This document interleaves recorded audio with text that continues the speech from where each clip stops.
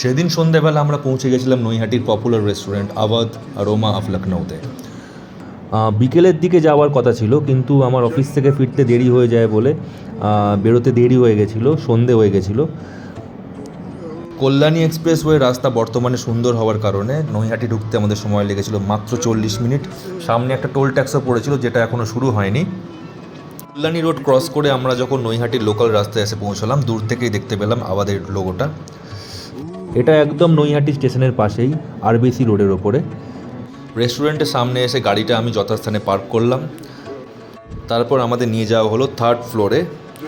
ঢুকেই অ্যাম্বিয়েন্সটা আমার দুর্দান্ত লাগলো। রাত্রিবেলা বলে আরও বেশি ভালো লাগছিল, জানি না দিনের বেলা কেমন দেখতে লাগে। এই লাইটগুলোর জন্য দিনের বেলার তুলনায় রাত্রিবেলা আরও বেশি সুন্দর লাগে। মেনু কার্ড দেখে আমরা অর্ডার দিয়ে দিলাম। আমরা নিলাম পরোটা, সঙ্গে গালাউটি কাবাব। গালাউটি কাবাবটা পরোটার সঙ্গে দুর্দান্ত লাগছিল, সঙ্গে একটা গ্রিন চাটনি দিয়েছিল, ওটাও সুন্দর লাগছিল। তারপরেই এসে গেল মুর্গ মালাই টিক্কা, এটাও খেতে সুন্দর লাগছিল। চিকেনটার মধ্যে একটা স্মোকি ফিল ছিল, চিকেনটাও সফট লাগছিল। চিকেনের ভেতরটা আরেকটু জুসি হলে আরও বেটার লাগতো বলে আমার মনে হলো। এরপরেই এলো বিরিয়ানি।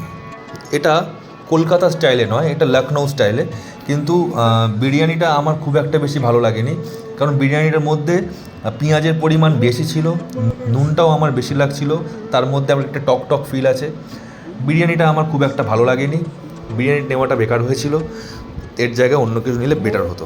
ওভারঅল ইটস গুড, খুব ভালো এক্সপিরিয়েন্স হলো।